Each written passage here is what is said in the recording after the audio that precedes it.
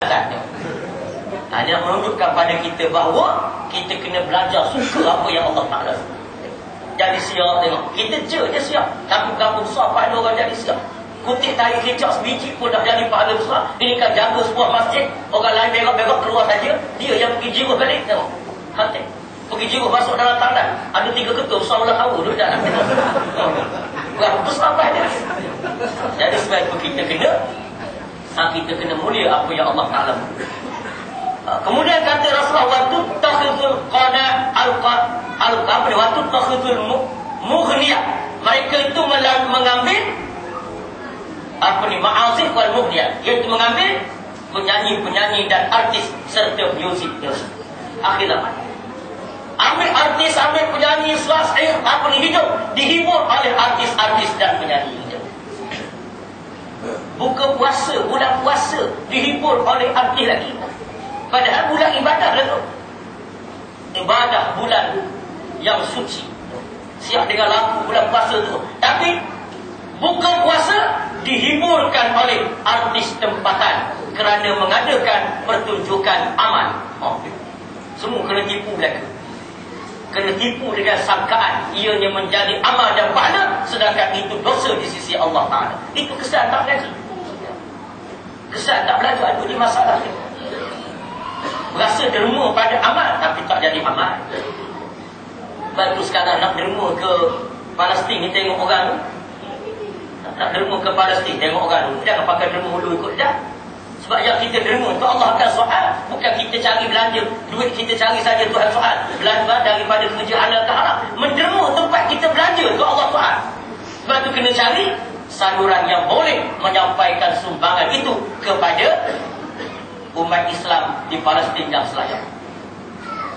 Dunia sekarang nak bela Islam. Kalau kita perhati betul dalam dunia sekarang, nak bela Islam di satu tempat saja boleh harap, iaitu jamaah dan gerakan Islam di dunia. Nak harap ke kerajaan Islam di dunia, seorang pun tak boleh harapkan Islam kan? Bila bela Israel serang Palestin, kerajaan Palestin ke bela Islam? Bila Israel serang Lebanon, kerajaan Lebanon ke bela Islam? Masa Israel dulu dalam perang terusan Suez, serang Mesir, adakah kerajaan Mesir yang bela Islam? Tak. Ikhwan Muslimin, jamaah Islam yang tak jadi kerajaan pun yang mempertahankan Islam di Mesir. Hamas yang tak jadi kerajaan pun, bahkan pernah jadi kerajaan, orang nafikan kuasa dia sebagai kerajaan, dia yang bela Islam. Hezbollah yang tak jadi kerajaan pun, dia yang bela Islam. Dalam dunia sekarang, nak agak ke dunia Arab Saudi lagi korban, nak bela Islam. Ini dia. Betullah Allah akan bantu perjuangan Islam melalui tangan-tangan orang-orang yang cinta kepada Islam. Tak kira dia kerajaan ke ataupun dia rakyat biasa. Allah Ta'ala telah kita tengok kemungkaran mula. Kita tengok bagaimana keruntuhan maruah orang-orang yang menyerang dan memusuhi Islam. Hari itu Bush kan bangga benar dia dengan CIA dia. CIA ni digambarkan satu badan yang begitu hebat. Mana dia boleh? Hebatlah CIA ni. Dan dia satu negara yang hebat. Sampai dia buat filem tu ada asteroid ke meteoroid nak jatuh ke bumi. NASA boleh kesan pada awal.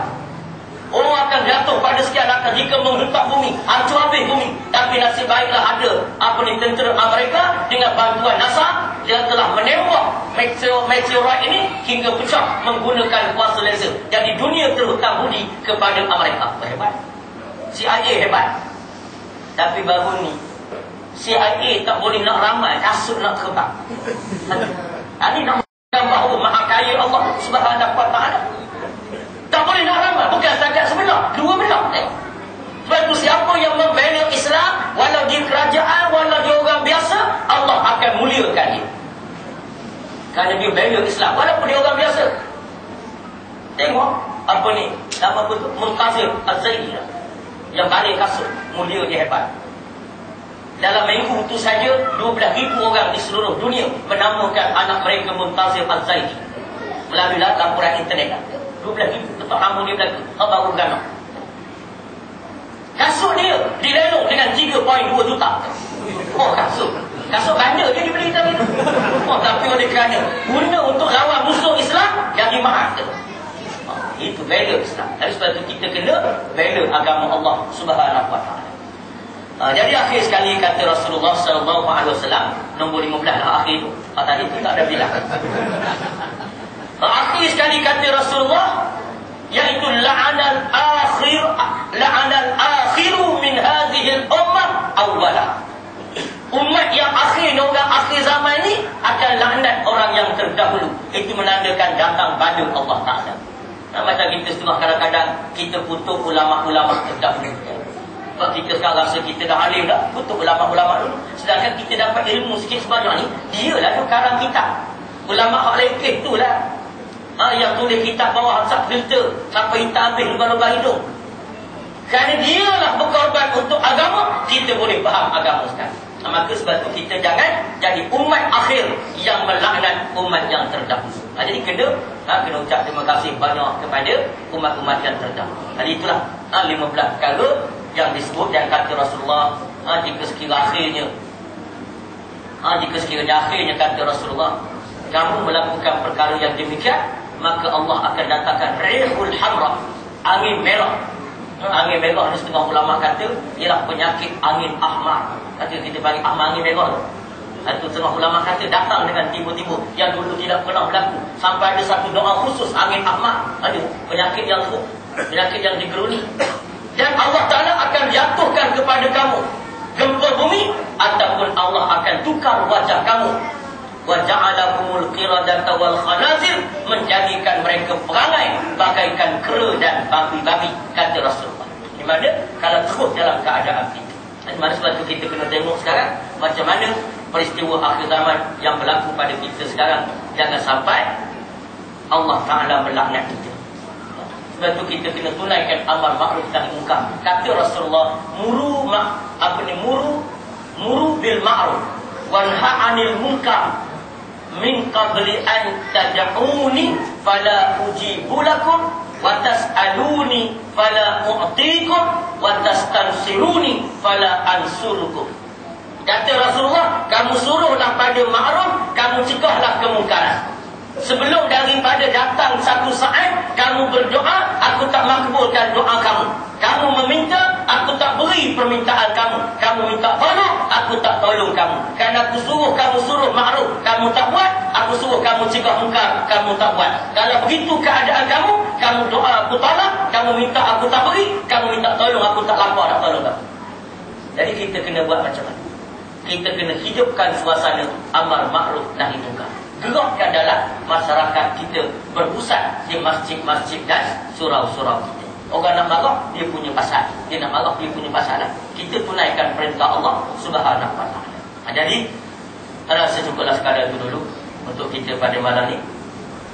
Mudah-mudahan Allah Subhanahu wa ta'ala memberkati perjumpaan dan pertemuan kita semua.